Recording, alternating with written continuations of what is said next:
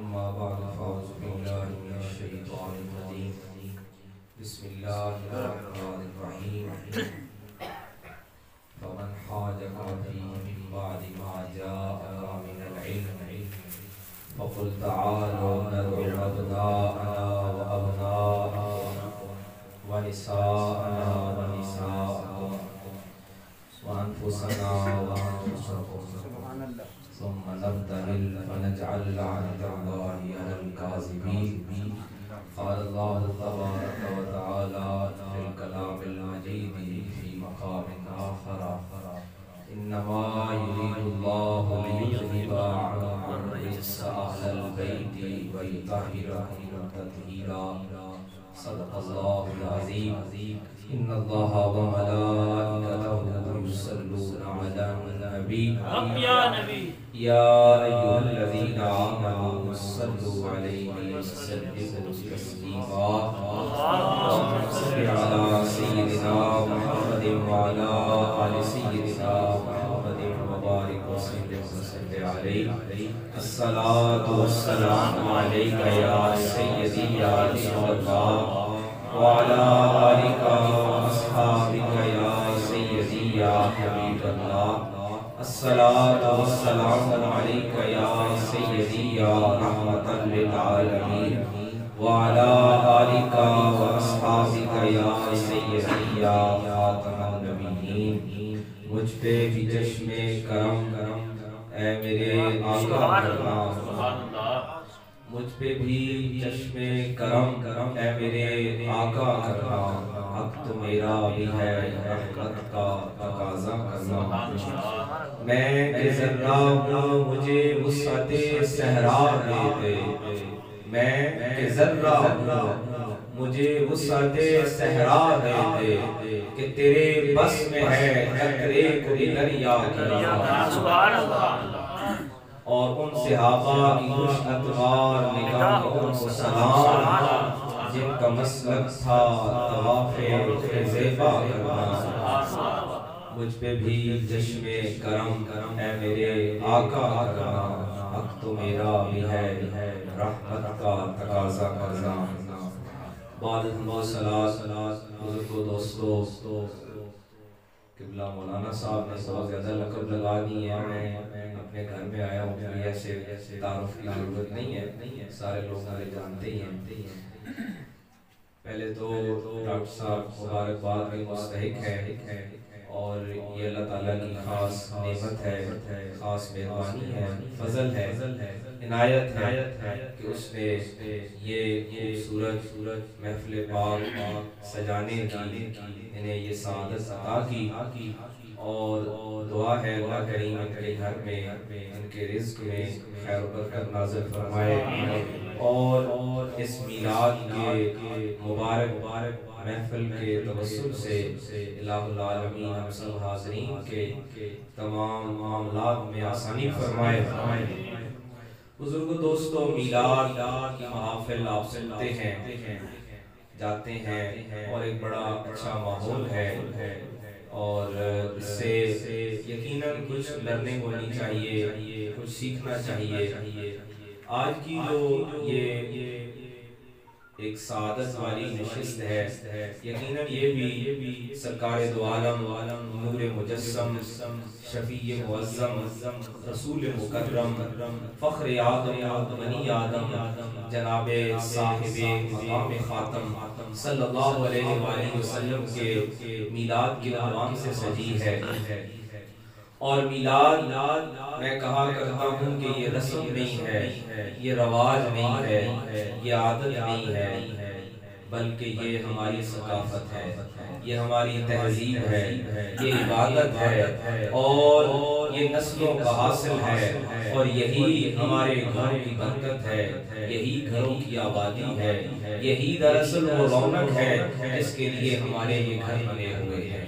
ہمارے یہ گھر یقین کیجئے ان کا کوئی اور مقصد ہی نہیں ہے، ان کا مقصد ہی یہی ہے کہ یہاں سرکار دو عالم کا ذکر ہو، یہاں ان کا ہی نام لیا جائے۔ ان گھروں کی آبادی ہوتی ہی تب ہے، ان گھروں کی آبادی کا اصل مقصد ہی یہی ہے کہ یہاں ان کا ذکر کیا جائے، ان کی بات کی جائے، اور بات ان کی ہو جن کی بات سے یہ کائنات سجی ہوئی ہے۔ اور جب سرکار دو عالم کا ذکر ہو تو بزرگوں دوستو، سرکار کا ذکر کیا ہے؟ سرکار کا ذکر دراصل توحید کا پیغام ہے۔ سرکار کا ذکر توحید کا پیغام ہے، اور توحید کیا ہے؟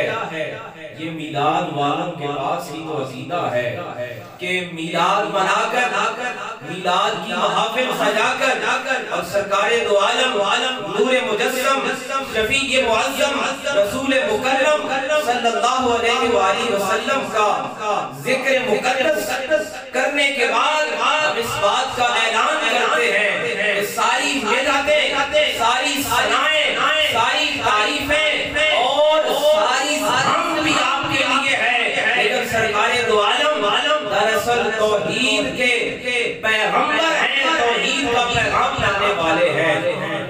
یہ نفی ہے باقی سارے عقائد کی۔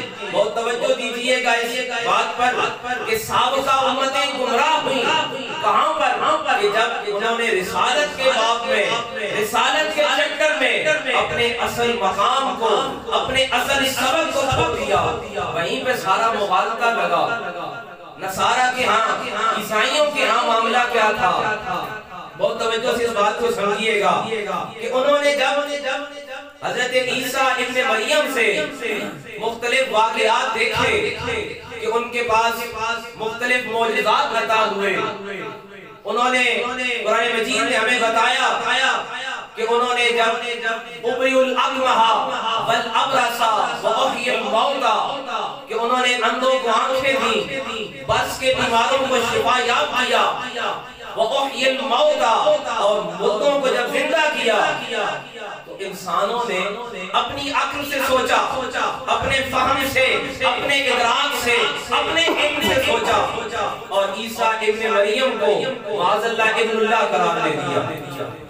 اب جب سرکار دو عالم نور مجسم شفیع معظم رسول مکرم صلی اللہ علیہ وآلہ وسلم نے آگے اس عقیدے کا اصلاح کیا اور اس کی درستگی کرائی کہ دیکھو وحدہ لا شریک ایک ہی ذات ہے جو الہ ہے، جو خالق ہے، جو مالک ہے، اور قرآن مجید نے ان کا یہ رد کیا اِنَّ مَثَلَ عِیسیٰ عِنْدَ اللَّهِ كَمَثَلِ آدَمَ۔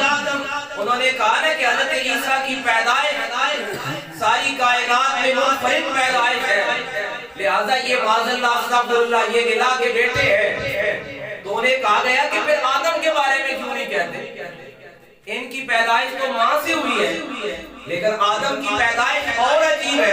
اِنَّ مَثَلَ عِیسیٰ عِنْدَ اللَّهِ كَمَثَلِ آدَمَ کہ پھر تو حضرت آدم کی پیدائش اور عجیب ہے، پھر ان کے بارے میں یہ کہتے ہو کہ وہ پیغمبر ہیں، وہ بشر ہیں، اور حضرت عیسیٰ کے بارے میں کہتے ہو کہ یہ الہ کے بیٹے ہیں۔ بہت توجہ دیجئے گا، اب میلاد کا جو مقصد ہے اور میلاد کا جو پیغام ہے وہ توحید کی درستگی ہے، توحید کی اصلاح ہے، اور توحید کے پیغام کو فروغ دینا ہے۔ جب آقا کریم نے قرآن مجید کی آیات سنائی تو نجران کے عیسائیوں نے اپنے سب سے بڑے چرچ سے، اپنے سب سے بڑے کلیسا سے، بڑے بڑے جو راہب ہیں ان کو اکٹھا کیا کہ یہ ہماری دکانداری ختم ہو جائے گی، ہمارا تو کاروبار بند ہو جائے گا کہ ہم جو عیسیٰ کو معاذ اللہ استغفر اللہ اللہ کا بیٹا بنا کر اپنی دکانیں سجا کر بیٹھے ہیں، یہ تو رب کا کلام اور محمد رسول اللہ صلی اللہ علیہ وآلہ وسلم لوگوں کو صحیح بات بتا رہے ہیں، اور یہ ہمارا تو سارا کاروبار بند ہو جائے گا۔ انہوں نے کہا کہ ہم آپ سے مباہلہ کرنے آ رہے ہیں، آپ سے ہم بات چیت کرنے آ رہے ہیں۔ اب یہ طے ہوا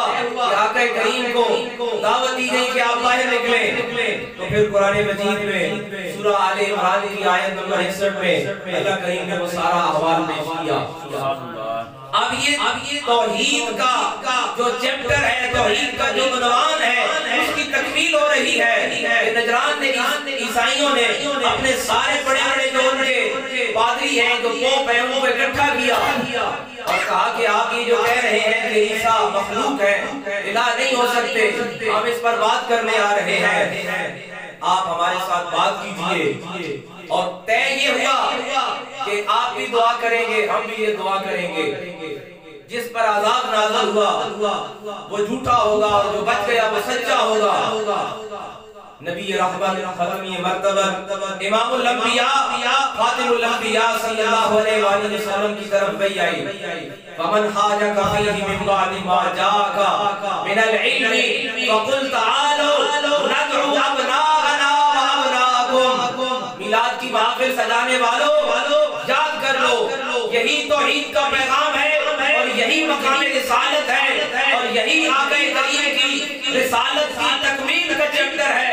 آقا کریم نبیوں میں سے کوئی نبی مباہلے کے لیے نہیں نکلا، آقا کریم مباہلے کے لیے نکلے ہیں اور اس طرح نکلے ہیں کہ وحی نے آواز دی ہے، ندعو ابناءنا وابناءکم، تم بھی آ جاؤ ہم بھی آ جاتے ہیں، اور کیا کرو، تم بھی اپنے بیٹے لاؤ ہم بھی اپنے بیٹے لاتے ہیں۔ وَأَبْنَاءَكُمْ وَأَنفُسَنَا وَأَنفُسَكُمْ وَنِسَاءَنَا وَنِسَاءَكُمْ، تم اپنی عورتیں لاؤ ہم اپنی عورتیں لاتے ہیں۔ وَأَنفُسَنَا وَأَنفُسَكُمْ، اب اس پر حضرت سیدہ ام المومنین عائشہ صدیقہ رضی اللہ عنہ کی روایت ہے، مسلم نے ترمذی نے اس کو روایت کیا ہے اور صحیح اور حسن کے درجے میں اس حدیث کو رکھا ہے۔ حضرت سیدہ عائشہ صدیقہ فرماتی ہیں کہ جب آقا کریم نبی رحمت نکلے تو ان کے ساتھ کون تھا؟ ان کی انگلی پکڑے ہوئے امام حسن تھے اور انہوں نے جس کو اٹھایا ہوا تھا وہ امام حسین تھے، اور ان کے پیچھے چادر میں جب آقا کریم نے کہا وَنِسَاءَنَا وَنِسَاءَكُمْ، وہ پیچھے آپ کے ساتھ چلنے والی سیدہ کائنات مخدومہ کائنات فاطمہ بنت محمد ہے۔ اور جب آپ نے قرآن مجید کا یہ اعلان کیا وَأَنفُسَنَا وَأَنفُسَكُمْ، کہ تم اپنی جانوں کو لاؤ ہم اپنی جانوں کو لاتے ہیں، اس وقت امام الانبیاء خاتم الانبیاء کے ساتھ سیدہ عائشہ فرماتی ہے، ام المومنین فرماتی ہے، اس وقت نبی رحمت کے ساتھ امام الانبیاء کے ساتھ جانتے ہیں کون ہے جس کو قرآن نے انفسنا کہا ہے، اس ذات علی ہے، مولا علی ذات ہے۔ نعرہ تکبیر، نعرہ رسالت، یا رسول اللہ، نعرہ تحقیق، نعرہ حیدری، تاجدار ختم نبوت۔ اب یہ کیا ہو رہا ہے؟ یہ توحید کا مقابلہ ہے تسلیس سے۔ میرے اس جملے کو سمجھیے گا، مارکہ توحید و تسلیس میں شاید سمجھا پاؤں، مارکہ توحید و تسلیس میں توحید کے علم بردار جو کردار تھے وہ بنجے تن تھے۔ میں سمجھا نہیں سکا کہ مارکہ توحید ہے تسلیس سے، اور توحید کے جو علم بردار مظاہر مجسم نکلے ہیں جو توحید کے نظریے کو مجسم صورت میں حق ثابت کرنے کے لیے نکلے ہیں، وہ بنجے تن نکلے ہیں۔ اب جو سورہ احزاب کی آیت نمبر 33 ہے، اس میں اللہ کریم نے فرمایا انما یرید اللہ لیذھب عنکم الرجس اہل البیت، سن لیجئے اہل سنت کا عقیدہ سن لیجئے اور ذہن نشین کر لیجئے۔ اہل سنت کے ہاں تفاسیر میں جو درجات ہیں، تفاسیر بالمعصور میں جو آثار کی تفاسیر ہیں، جو سب سے اتھینٹک تفاسیر ہیں، ان میں پہلا درجہ ہے تبری کا اور دوسرا درجہ ہے در منصور کا۔ امام جلال الدین سیوطی نے اور صاحب در منصور نے اپنی تفسیر میں لکھا کہ اس حدیث اس آیت کے بارے میں جو حدیث سے جو راوی ہے، جو حدیث سے اس کا اسوات ہے، وہ بھی حضرت سید सैयदा आयशा से है। सुभान अल्लाह।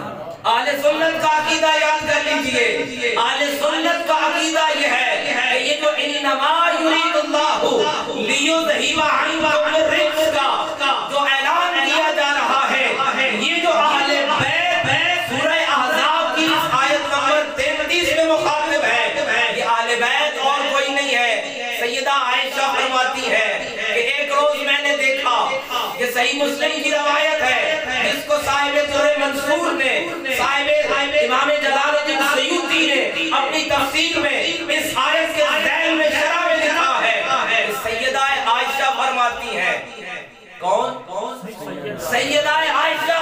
इसीलिए उनको सिद्दीका कहा जाता है कि वो तस्दीक करने वाली है।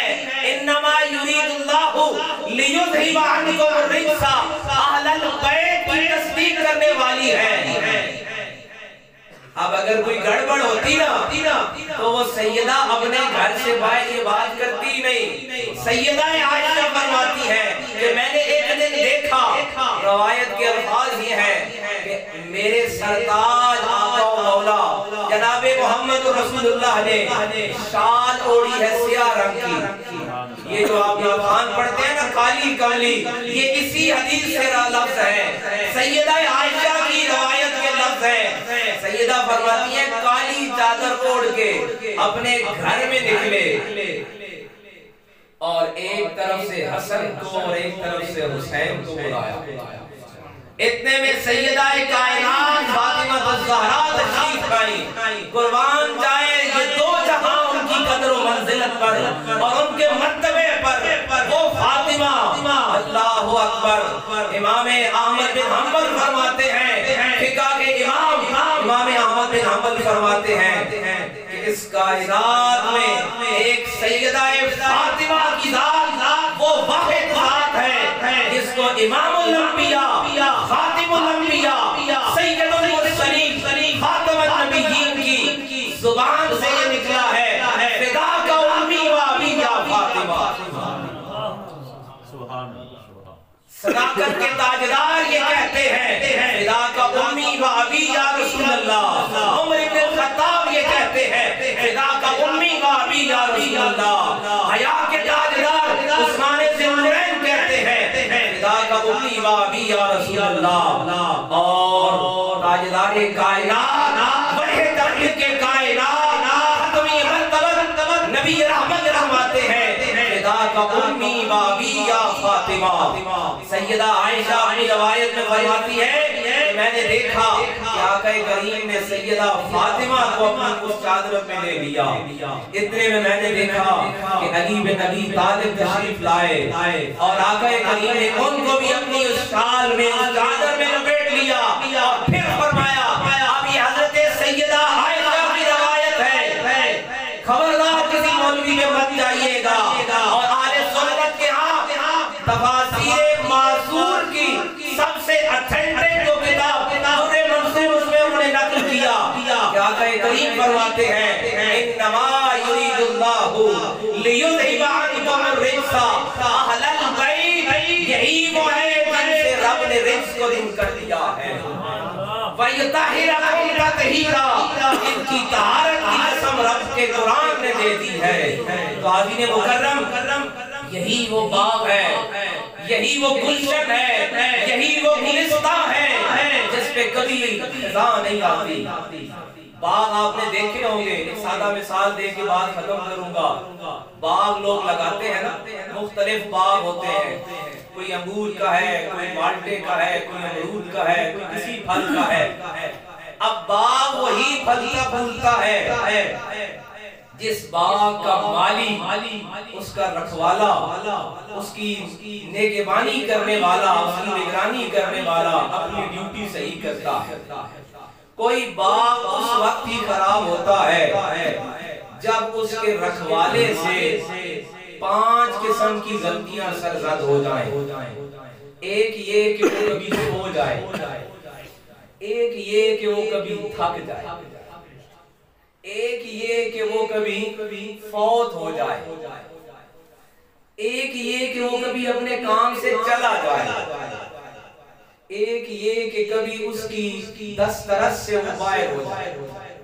یہ 5 ہی صورتیں ہو سکتی ہیں. 5 تن کے ماننے والوں، یہ گلستان زہرا، یہ گلشن زہرا، یہ انما یرید اللہ لیذھب عنکم الرجس اہل البیت کا گلشن وہ ہے جس کا رکھوالا اب دنیا میں کوئی باغ 10 سال 20 سال 30 سال تک چل سکتا ہے، صحیح رہ سکتا ہے کہ اس کے نگہبانی کرنے والا تندہی سے، اٹینشن سے، پوری توجہ سے اپنا کام کرے گا.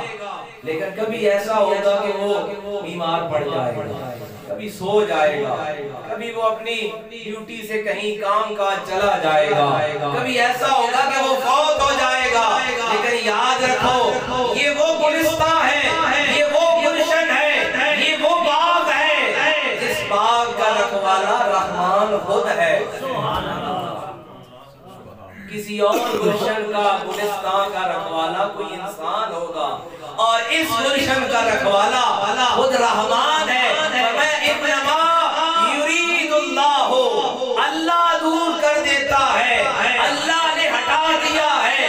لیذھب عنکم الرجس، اور رجس بھی کیا ہے؟ ناپاکی، نجاست. اور نجاست بھی کون سی؟ مفسرین کرام فرماتے ہیں کہ ایک نجاست ہے ظاہری اور ایک نجاست ہے باطنی. رب نے ان کو ایسا پاک کیا ہے کہ شیخ کبیر امام الصوفیاء شیخ محی الدین ابن العربی فرماتے ہیں، اسی آیت کے ذیل میں شرح فرماتے ہیں کہ رب نے ان کو ایسا پاک کیا ہے جیسا دایاں ہاتھ پاک ہوتا ہے. ان کو ایسا پاک کیا ہے جیسے دایاں ہاتھ پاک ہوتا ہے، کہ پاک ہے بھی پاک کرنے والا بھی ہے. رب نے فرمایا وَيُطَهِّرَكُمْ تَطْهِيرًا، یہ پاک بھی ہیں، پاک کرنے والے بھی ہیں. پانی کا مسئلہ شاید آپ نے پڑھا ہوگا. پانی 2 طرح کا ہوتا ہے فقہ میں، ایک پاک مطہر اور ایک مطہر جو پاک ہے، اور طاہر بھی مطہر بھی، جو پاک ہے بھی پاک کرتا بھی ہے. اور جب ایک دفعہ استعمال ہو جائے پھر اس کی ایک خاصیت، ایک کوالٹی ختم ہو جاتی ہے، وہ صرف طاہر رہتا ہے، مطہر نہیں رہتا. فرمایا انما یرید اللہ لیذھب عنکم الرجس، رب نے اس قدر اس کو پاک کر دیا ہے، اس گھرانے کو اس قدر پاک کر دیا ہے. وَيُطَهِّرَكُمْ تَطْهِيرًا، اب یہ پاک بھی ہے، پاک کرتے بھی ہیں. اب یہ پاک کرتے کیسے ہیں؟ سلمان آیا، سیدنا سلمان کر دیا. ابو ذر آیا، سیدنا ابو ذر کر دیا. حجر میں ندی آیا، سیدنا حجر میں ندی کر دیا. بلال آیا، سیدنا بلال کر دیا. اب اس گھر سے جو وابستہ ہوتا چلا گیا، آج تک تاریخ گواہ ہے کہ حسین و حسن کا نسب جہاں پہنچا ہے، ان کی نسبت والوں کو بھی انہوں نے پاک کیا ہے. تو آدین مکرم آج کے محفل کا یہی ایک سبق لے کے جائیے کہ یہ 5 تن وہ ہیں جو توحید کا مجسم پیکر ہیں. یہ 5 تن وہ ہیں جو توحید کے منہ بولتے علم بردار ہیں. یہ وہ ہیں جو مارکہ حق و باطل میں، اور یاد رکھیے تاریخ اس بات کی گواہ ہے کہ جب بھی حق کے مقابلے پہ باطل آیا ہے، حق کی طرف سے اسی 5 تن کے گھر سے ہی کوئی مقابلے پر نکلا ہے. وہ چاہے مارکہ کربلا کا ہو، چاہے وہ مارکہ برے صغیر میں معین الدین چشتی اجمیری کا ہو، یا وہ مارکہ میرے خواجہ پیا میرے علی کا ہو، جب بھی باطل سے مقابلے کی پڑی ہے، فرض کوئی اسی 5 تن کا مقابلے پر آیا ہے. تو حاضرین مکرم توحید اور رسالت اور میلاد کا چپٹر مکمل دراصل اسی آلے آواز سے ہوتا ہے، اسی 5 تن سے ہوتا ہے. اسی لیے شاعر نے کہا قائم ہو جب بدن سے کفن کی نسبت، چہرے سے عیاں ہو 5 تن.